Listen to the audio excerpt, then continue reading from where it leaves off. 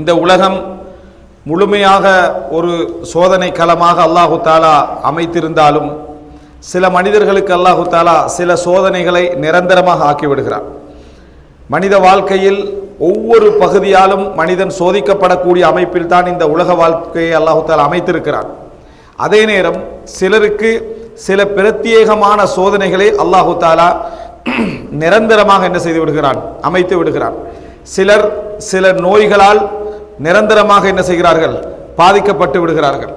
சிலர் சில வாழ்க்கையுடைய உறவுகளால் அவர்களுக்கு நிரந்தரமான ஒரு சோதனை என்ன செய்கிறது, அமைந்து விடுகிறது. சிலருக்கு அமைந்திருக்கக்கூடிய ஒரு தொழில் அவருக்கு நிரந்தரமான ஒரு சோதனையாக என்ன செய்துவிடும், அமைந்துவிடும். சிலருக்கு அமைந்த குழந்தைகள் அவரது நிரந்தரமான சோதனையாக என்ன செய்துவிடும், அமைந்துவிடும். குடும்ப வாழ்க்கையிலே கணவனுக்கு மனைவி, மனைவிக்கு கணவன் அருளாக அமைவதை போல் சில பொழுதுகளில் நிரந்தர சோதனையாகவும் என்ன செய்துவிடும், அமைந்துவிடும். எனவே வாழ்க்கை என்பது முழுமையான சோதனையாக இருந்தாலும் இந்த சோதனை அப்படி என்பது ஒரு படி மேலாக உள்ள ஒரு அம்சம் என்பதை நாங்கள் புரிந்து கொள்கிறோம். இது போன்ற சூழ்நிலைகள், இது போன்ற நிலைகளை பற்றி இஸ்லாம் என்ன சொல்கிறது, இதை பற்றிய ஆரம்பகால சலஃப் அறிஞர்கள் இதை எப்படியெல்லாம் என்ன செய்தார்கள், தங்களோட வாழ்க்கையிலே கையாண்டார்கள், என்ன சொன்னார்கள் என்பதை பற்றிய ஒரு தெளிவு நம்மிடத்திலே இருப்பது எமது வாழ்க்கையை சிறப்பான முறையில் கொண்டு போவதற்கும் சோதனைகளுக்கு மத்தியிலும் நாம் அந்த வாழ்க்கையை சிறப்பாக அமைத்துக் கொள்வதற்கும் அது ஒரு சிறந்த ஒரு வழிகாட்டலாக அமையும். முதலாவது அன்புள்ள சகோதரர்களே, அடிப்படையாக ஆள் மனதிலே நாங்கள் பதிய வைத்துக் கொள்ள வேண்டிய ஒரு அம்சம், இந்த உலகத்திலே ஒரு முஃமின், ஒரு முஸ்லிம் எப்பொழுதுமே நிரந்தரமான நிம்மதியை தேடக்கூடாது, தேடவும் முடியாது.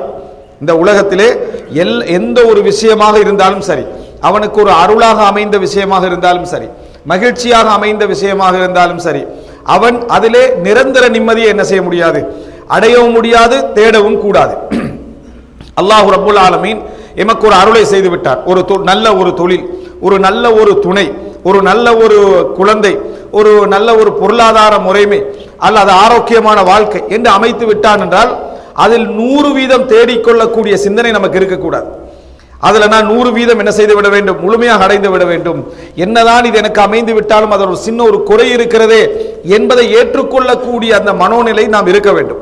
எந்த ஒரு அருள் அமைந்து விட்டாலும் சரி, அந்த அருளில் 100% அல்லது நிரந்தரம் நிம்மதி என்பதை முழுமையாக தேடக்கூடிய நிலையில் ஒரு முஃமின் எப்பொழுதுமே என்ன செய்யக்கூடாது, இருக்கக்கூடாது. அல்லாஹ் ரப்புல் ஆலமீன் குர்ஆனிலே சொல்லி காட்டுகிறான், யஹ்ஸபு அன்ன மாலஹு அஹ்லதா, தனது பொருளாதாரம் தன்னை நிரந்தரமாக வைக்கும் என்று அவன் நினைக்கிறான் என்று அல்லாஹ் தஆலா சொல்கிறான்.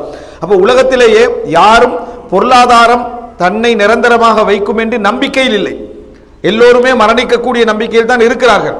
இருந்தாலும் அவனது செயல்பாடு எப்படி இருக்கிறது என்று சொன்னால், பொருளாதாரம் தன்னை நிரந்தரமாக வைத்துவிடும் என்கின்ற ஒரு செயல்பாட்டு வடிவம் அவனை அப்படி என்ன செய்கிறது, காட்டுகிறது என்று அல்லாஹ் தஆலா சொல்கிறான். வதத்தஹிதுன மசானிஅ லஅல்லக்கும் தஹ்லுதூன், நீங்கள் கோட்டை கொத்தளங்களை எல்லாம் கட்டுகிறீர்கள், நீங்கள் நிரந்தரமாக இருக்க போகின்றவர்கள் போன்றல்லவா கட்டுகிறீர்கள் என்று அல்லாஹ் தஆலா கேட்கிறான். செயல்பாடு என்ன, நிரந்தரத்தை தேடக்கூடியது போலவோ நிம்மதியை 100% தேடக்கூடியது போலவோ ஒரு முஃமின் எப்பொழுதுமே என்ன செய்யக்கூடாது, இருக்கக்கூடாது, கிடைக்கக்கூடிய அருள்களிலேயே.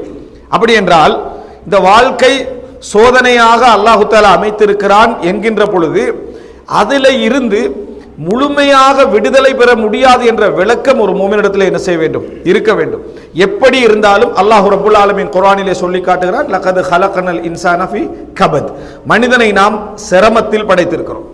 இந்த உலகத்தில் நீங்க எந்த ஒரு இன்பத்தை கண்டாலும், எந்த ஒரு மகிழ்ச்சியை அடைந்து கொண்டாலும் அதில் சிரமம் கலக்காமல் இருக்கவே இருக்காது. லகத் ஹலக்னல் இன்சான ஃபீ கபத், கபத்னால் முகாபதா, எப்பொழுதுமே ஒரு போராட்டம் அவனுக்கு இருந்து கொண்டே இருக்கும்.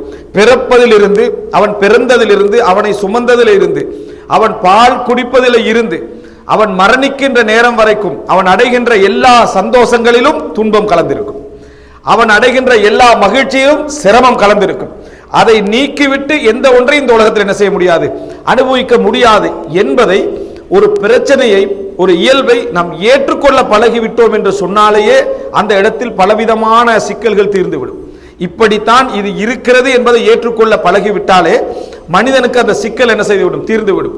இதெல்லாம் எப்படி என்று சொன்னால், உதாரணமாக நம்ம ஒரு வேலை நாள்ல முதலாவது நாள் வெளியே இறங்கி செல்கிறோம் என்று வைங்க, வீதி ஃபுல்லா என்ன அதாவது நெரிசலாக இருக்கிறது, டிராபிக்காக இருக்கிறதுன்னு வைங்க, ஜஹ்மாவாக இருக்கிறதுன்னு வைங்க, நாம யாரும் அலட்டிக் கொள்வதில்லை. காரணம், வேலைக்கு முதல் நாள் போகிற நேரத்தில் இப்படித்தான் என்ன செய்யும், வீதி இருக்கும் என்பதை நம்ம முன்னமையே புரிந்திருப்பதனால எங்களுக்கு அது ஒரு சிக்கலாக என்ன செய்வதில்லை, அமைவதில்லை. விடுமுறை நாள் ஒன்றில் எதுவுமே வாகனம் இருக்காதுன்னு நம்பி போற ஒரு நேரத்தில் வீதி புல்லாக என்ன ஒரு நெரிசலாக இருக்குமாக இருந்தால், டிராபிக்காக இருக்குமாக இருந்தால், அந்த நேரத்தில் நம்ம என்ன செய்கிறோம், சங்கடப்படுகிறோம். என்ன நம்ம எதிர்பார்க்காத அமைப்பில் இருக்குதுன்னு சங்கடப்படுகிறோம். காரணம், மனிதன் ஒரு அறிவை ஏற்கனவே ஏற்படுத்தி விட்டான் என்று சொன்னால் அதுல பொறுமை அவனுக்கு தானாக என்ன செய்கிறது, ஏற்படுகிறது.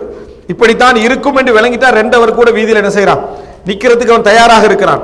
ஆனால் அந்த அறிவு அவனுக்கு ஏற்கனவே இல்லை என்று சொன்னால் அதில் பொறுமை என்ன செய்கிறான், இழந்து விடுகிறான்.